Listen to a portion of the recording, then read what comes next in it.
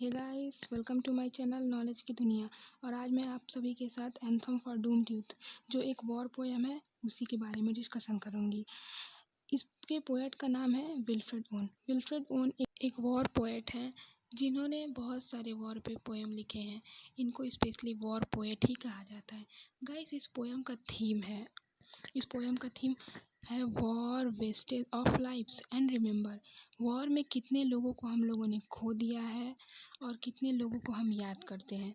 Guys, इसको एक प्रकार का एंथम भी माना जाता है। पोएट ये कहता है कि जब वो युद्ध के उपरांत युद्ध करते समय जब पोएट भी वर्ल्ड वॉर में शामिल थे, जो 1914 में हुआ था और 18 में ओवर हुआ था, फर्स्ट वर्ल्ड वॉर। तो गाइस, पोएट कहते हैं कि वो जब युद्ध कर रहे थे और उसमें घायलों के अस्पताल में गए थे, तभी उन्होंने ये पोएम लिखा था। इन्होंने उन लोगों के लिए पोएम लिखा था जो वार में रोज लड़ते हैं और लड़ते लड़ते वीरगति को प्राप्त हो जाते हैं, या जो नहीं मरते हैं फिर वो सुबह में युद्ध लड़ते हैं, तो उनकी विचारधाराएं क्या होती है। Guys, anthem for doomed youth एक वॉर पोएम है जिसके पोएट का नाम विल्फ्रेड ओन्स है। अब हम इनको बताएंगे कि ये कैसे पोएट थे, क्या करते थे, इनका ये पोएम कब पब्लिश हुआ था। तो गाइस, सबसे पहले मैं बता दूं कि ये पोएम 1917 में पब्लिश हुआ था। इस पोएम का background totally first world war पे डिपेंड है। सो गाइस, हम पोएट के बारे में जानते हैं। इनका जन्म कब हुआ था, इनकी मृत्यु कब हुई थी। विल्फ्रेड ओन विल्फ्रेड ओन का बर्थ 18 मार्च 1993 में हुआ था और इनका मृत्यु 4 नवंबर 1918 में हुआ था। ये एक पोएट के साथ साथ सोल्जर भी थे। गाइस, मैं सबसे पहले बता दूं, ये कवि के साथ साथ ही सोल्जर भी थे। सोल्जर मीन्स सैनिक। सो गाइस, ये अपने पोएम में केवल वॉर पोएम ही लिखा करते थे। इन्हें वॉर पोएम के लिए स्पेशली जाना जाता था। इनका famous work anthem for doomed youth, spring offensive and strong meeting है। अब हम इसके लाइंस को देखते हैं, तो देखिए इसके लाइंस को हम लोग कैसे क्लियर करते हैं। What passing well for these who dies as cattle, only the monsters anger of the gun। तो सबसे पहले मैं इसका आपको मीनिंग बता दूं कि उन लोगों के लिए कौन सी घंटियाँ बजाई जाती है। उन लोगों का इसमें जिक्र सोल्जर्स सबों के लिए है। गाइस, सोल्जर्स मीन सैनिक जो युद्ध से आते हैं या उन डेथ हो जाता है या वापस आते हैं युद्ध लड़के शाम को। सो गाइस, देखिए, was passing well for these who die as cattle, only the monsters anger of the guns। उन लोगों के लिए कौन सी घंटियाँ बजाई जाती है जिन्हें जानवर की तरह जंग में मार दिया जाता है। जानवर की तरह जंग में मार दिया जाता है, जैसे कि जब लोग मर जाते हैं तो उन्हें जानवर की तरह ही तो मारा जाता है। युद्ध में कौन देखता है कि कौन इंसान है कौन जानवर है, वहाँ पे तो बस अपनी बदले से मतलब रहता है। Only the struggling replies rapid letter can patter out their hasty orisons.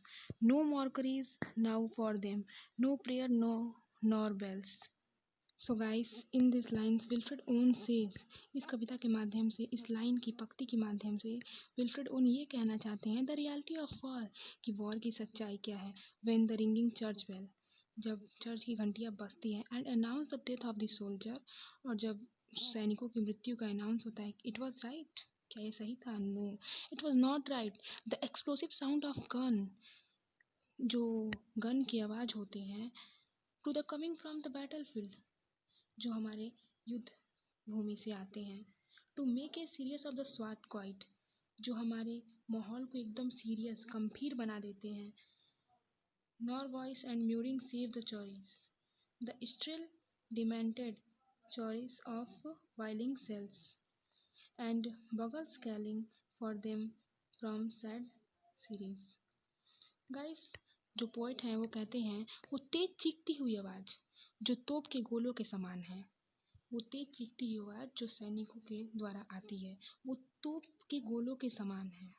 What candle may be held to speed them all, not in the hand of boys, but in their eyes shall shine the holy glimmers of goodbyes. The parlor of girls' brows shall be their pearls, their flowers the treadness of patience mind, and each so ducks a drawing drawn of blinds.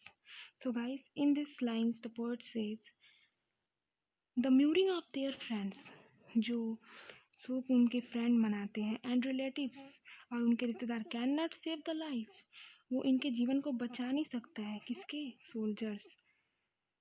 Neither the Lord मेलॉन्ची, या कोई sad song गा देने से इनका कुछ होने वाला नहीं है। Note of the bomb shells nor the sad music, और जो सैड म्यूजिक है उसको भी गाने से क्या ये वापस आ जाएंगे। और पोएम में पोएट ये भी कहते हैं, there is no meaning to burning candle in the church, जो मोमबत्तियाँ हम चर्च में जलाते हैं उसका कोई मतलब नहीं है। बिट द यंग सोल्जर्स, जो हम यंग सोल्जर्स जवानों के याद में जलाते हैं फेयरवेल, उनकी विदाई में। They will go to the battle field, जो युद्ध लड़ने के लिए युद्ध भूमि में जाते हैं, but will not able to return, पर वो कभी वापस नहीं आते हैं, अलाइव फ्रॉम देयर, जीवित। They will go to fight and in the war, वो जब युद्ध में लड़ने के लिए जाते हैं guys, they will go to fight in the war with the dim light of good byes, और हम लोगों को डीम मध्य रात्रि में अलविदा कह के चले जाते हैं। And his friend and relatives are pray, और इनके जो दोस्त और इनके रिश्तेदार होते हैं वो प्रेयर करते हैं। एंड हिज गर्लफ्रेंड होप, और इनकी गर्लफ्रेंड जो होती हैं, इनकी वाइफ जो होती है, उनको आशा रहता है, them after they return from the war, कि ये जरूर एक ना एक दिन वार से, युद्ध से घर वापस आएंगे।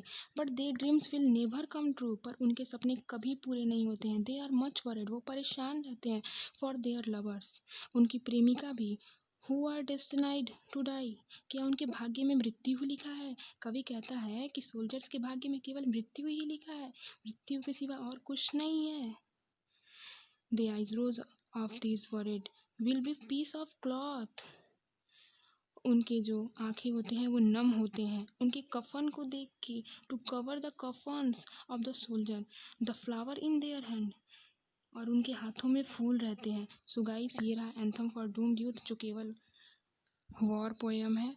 वॉर पोएम ये केवल वॉर पे ही डेडिकेटेड है, ये वॉर से ही रिलेटेड चीज़ें हैं जो वो पोएट ने हमें बताने की कोशिश की है। Reality of war, cruelty of war, pity of war.